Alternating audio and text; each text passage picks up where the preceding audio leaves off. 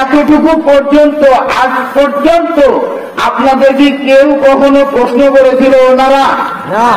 কিন্তু সেই সুবহানাল্লাহ তাআলা এই আমাকে আপনাকে জন্ম থেকে নিয়ে শুরু করে মৃত্যু অবধি পর্যন্ত এই পৃথিবীর আসমান এবং জমিন গর্ভের মধ্যে সেখানে যেভাবে বসবাস করুক না কেন, মিম্মা রাযাকনাহুম ইউনফিকুন, তিনি প্রত্যেকটা জীবের আহার রোজক জুড়িয়ে থাকেন।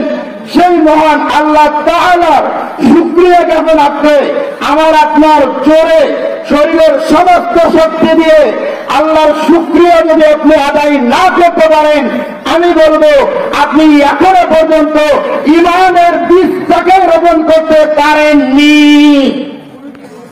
কথা বলেন। সেই আল্লাহ তাআলার শুকরিয়া আদায় করার অর্থে আমরা প্রত্যেকেই জবান খুলে এমন একটা স্লোগান দিব, 313 জন মুজাহিদ কারবালার প্রান্তরে যখন নারায়ে তাকবীর আল্লাহু আকবারের স্লোগান দিয়েছিল, কাফেররা 1000 কাফের তলোয়ার ফেলে দিয়ে তারা পলায়ন করতে বাধ্য হয়েছিল।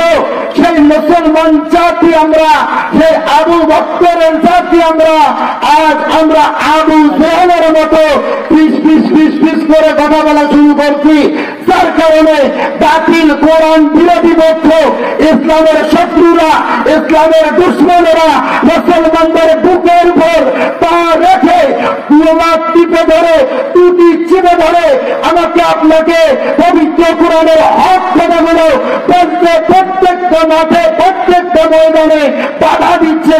ওই ইহুদি নাসারা খ্রিস্টান তাগুত নামক শয়তানের ওয়ারিসেরা। কথা বলেন ঠিক কিনা?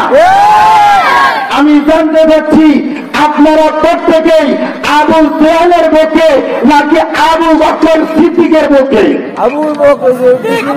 যদি আবু বকর সিদ্দিকের পক্ষে আপনারা হয়ে থাকেন, তাহলে আবু বকর সিদ্দিক সব সময় সত্য কথা বলতো, সত্য বাণী মানুষকে শোনাতো, এই জন্য উঁচু গলায় উঁচু স্বরে কথা বলতো। তাহলে আমরা সেই মহান আল্লাহ তাআলার শুকরিয়া আদায় এমন ভাবে করব, এই 6 নম্বর টুকরিয়া ইউনিয়নবাসী সহ প্রত্যেকেই যেন মনে করে আসলে মনে হয় শুধু আমি মাহফিলে যাইনি, সমস্ত মানুষ মনে হয় মাহফিলের প্যান্ডেলে বসে গেছে। পারবেন তো ভাই? আপনাদের স্লোগান একেবারে মানে কি আর বলবো, স্ত্রীকে মানুষ তালাক দেওয়ার আগে কিছু কিছু কথা বলে, আচ্ছা সাদেকেও তালাক দেয়, কথা বলেন একটু। আরে ভাই আলোচনা তো আজকে করবে রেজাউল করিম ফারুকী সাহেব, আমার শ্রদ্ধেয় বড় ভাই, সারা বাংলাদেশ কাঁপানো এবং পবিত্র কোরআন হাদিস থেকে এমন সুন্দর কথা আপনাদেরকে শোনাবে। আমার একটা দীর্ঘ বিশ্বাস, ইনশাআল্লাহ প্রত্যেকের অন্তর এবং মন এবং ঈমানি জজবা বেড়ে যাবে। আল্লাহুম্মা আমিন। কিন্তু তার আগে একটা ভালো করে মনে রাখবেন, এমবিবিএস ডাক্তার রুগী দেখার আগে কম্পাউন্ডার এসে কিছু রুগীদেরকে কিছু সাইজ করে, বিপিটা চেক করে, তারপরে আপনার টেম্পারেচার দেখে, পালস দেখে। এইরকম আমি আপনাদেরকে একটু সবকিছু গুছাই দিব, উনি এসে কথা বলবে। আপনারা দয়া করে আমার সাথে একটু কথা বলতে রাজি আছেন?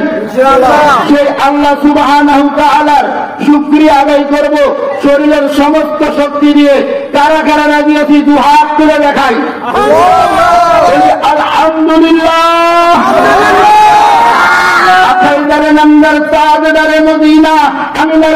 বিশ্বনবী জনাবে মুহাম্মদুর রাসূলুল্লাহ সাল্লাল্লাহু আলাইহি ওয়াসাল্লাম তার সুপারিশ ব্যতীত জান্নাতের চৌকাঠ কোন ব্যক্তি পার হইতে পারবে না। সেই মহামানব মহাপুরুষ আমার আপনার হৃদয়ের মণি বিশ্বনবীর প্রতি দরুদ ও সালাম সকলে বলি সাল্লাল্লাহু আলাইহি ওয়াসাল্লাম। সমস্ত প্রশংসা আল্লাহ সুবহানাহু তাআলার জন্য। আজকে দুনিয়াবাড়ি দারুল উলুম এতিমখানা হাফিজিয়া মাদ্রাসা প্রাঙ্গণ টুকরিয়া পীরগঞ্জ রংপুর, আজকের মাহফিলের সম্মানিত সভাপতি, আসনে বসে তিনি অলঙ্কিত হয়েছেন, সেই সাথে